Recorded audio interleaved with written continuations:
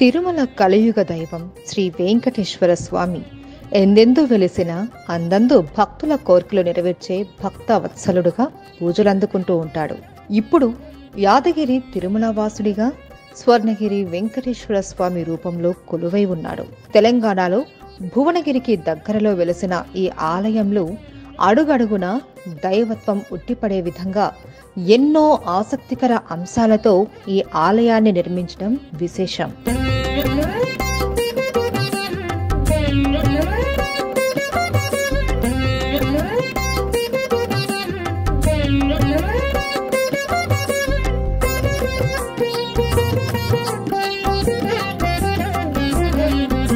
తల్లిదండ్రుల కోరిక మేరకు ఈ ఆలయాన్ని నిర్మించినట్టు ఆలయ చైర్మన్ మన్నేపల్లి రామారావు కుమారులు తెలియజేశారు.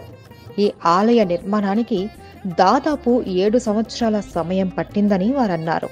2024 మార్చి 6న స్వామివారు మొట్టమొదటిసారిగా భక్తులకు దర్శన భాగ్యం కల్పించారు. ఇక ఈ ఆలయ నిర్మాణ విషయానికి వస్తే గుడిలో అడుగు పెట్టగానే స్వామివారి పాదాలు దర్శనమిస్తాయి.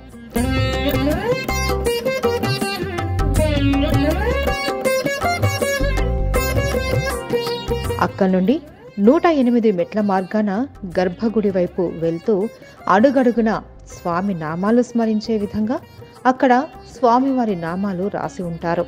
అలాగే స్వామివారి దశావతారాల రూపాలను ఈ మెట్ల మార్గంలో మండపాలుగా నిర్మించారు. విగ్రహాలని పాలరాతితో ఎంతో సుందరంగా చెక్కారు శిల్పులు.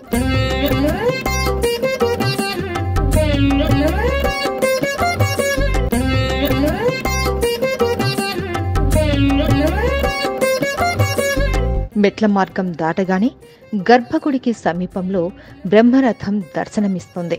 గర్భగుడిలోకి ప్రవేశించే ముందు ఒకసారి ఆ గోపురాల్ని గమనిస్తే భాగవతం మొత్తం మన కళ్లకు కట్టినట్టు కనిపిస్తుంది. క్యూలో వెళ్తున్నప్పుడే ఒకసారి గోపురం వైపు చూస్తే ఆలయ శిఖరం దర్శనమిస్తుంది. గర్భగుడిలో వెలసిన సువర్ణమూర్తి స్వర్ణగిరి వెంకటేశ్వర స్వామిని చూసినంతనే మనసంతా ఆహ్లాదంగా భక్తి భావంతో నిండిపోయి ప్రతి ఒక్కరూ తన్మయత్వం పొందుతారు. శ్రీనివాస గోవింద శ్రీ వెంకటేశ గోవింద భక్తవత్సల గోవింద భాగవత ప్రియ గోవింద. స్వామివారి విగ్రహం 16 అడుగుల ఎత్తు. ఈ విగ్రహాన్ని శాస్త్రోక్తంగా నిర్మించడంలో శ్రీ శ్రీ త్రిదండి చిన్నజీయర్ స్వామి ఈయన అనుచరగణం ఎంతో శ్రద్ధ చూపించారు అనడంలో సందేహం లేదు. 108 విష్ణు ఆలయాల నుండి సేకరించిన మట్టి, నీరు స్వామివారి విగ్రహం కింద ఉంచి తరువాత విగ్రహాన్ని ప్రతిష్ఠించారు. స్వామి దర్శనానంతరం సువర్ణమూర్తిగా అమ్మవారిని దర్శించుకోవచ్చు. ఇక్కడ ప్రపంచంలో ఎక్కడా లేని మదన గోపాలుడి విగ్రహాన్ని చూడొచ్చు. 10 చేతులతో కూడిన విగ్రహాన్ని ఇక్కడ మనం దర్శించుకోవచ్చు.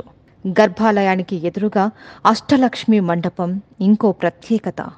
ఇక్కడే స్వామివారికి యాగ కార్యక్రమాలు నిర్వహిస్తూ ఉంటారు.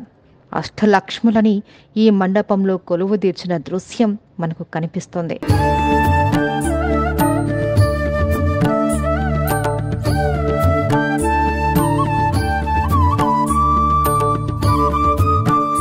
ఇక్కడ ఉన్న స్తంభాలు వేటికవే ప్రత్యేకత.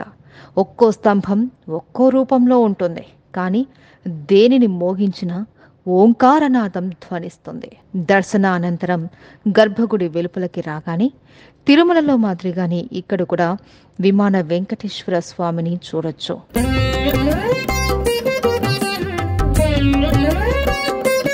ఇక ఆలయం వెలుపల హనుమాన్ విగ్రహం మరో ప్రత్యేకత. 120 అడుగుల ఏకశిలా విగ్రహాన్ని మనం చూడొచ్చు. ఈ విగ్రహాన్ని చెక్కడానికి 5 సంవత్సరాల సమయం పట్టింది. అంతేకాదు, ప్రపంచంలోనే ఎక్కడా ఈ భంగిమలో హనుమంతుడు కనిపించడు. చిన్న పిల్లలు ఆనందంతో ఉన్నప్పుడు ఎలా ఉంటారో ఈ విగ్రహం కూడా అలాగే కనిపిస్తుంది.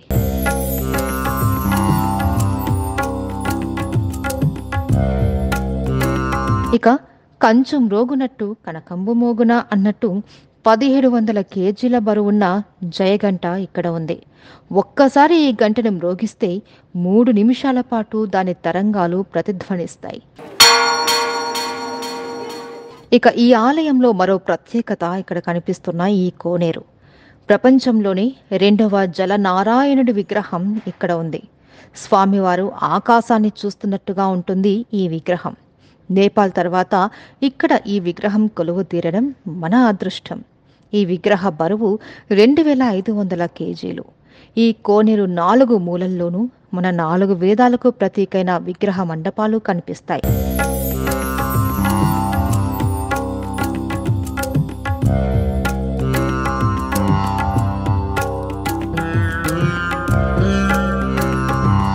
ఒకేసారి 1200 మంది కూర్చొని స్వామివారి కళ్యాణాన్ని తిలకించడానికి వీలుగా ఇక్కడ కళ్యాణ మండపం కట్టారు. అన్నప్రసాద వితరణ సౌలభ్యం కూడా కలదు.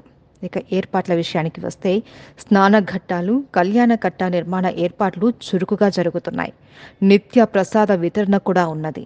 నిత్య అవసరాలైన తాగునీరు, టాయిలెట్స్ కూడా ఉన్నాయి. ఇక సాంస్కృతిక కార్యక్రమాలకి ప్రాంగణం ఏర్పాట్లు కూడా జరుగుతున్నాయి.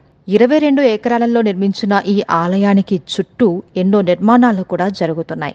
కేవలం 3 నెలల వ్యవధి కూడా కాకముందే ఇంత భక్తజనుల ఆదరణ చూరకున్న ఈ ఆలయం భవిష్యత్తు కాలంలో మరింత అభివృద్ధి చెందుతుంది అనడంలో ఎలాంటి సందేహం లేదు అన్నది ఇక్కడ భక్తులను చూస్తే అర్థమవుతుంది.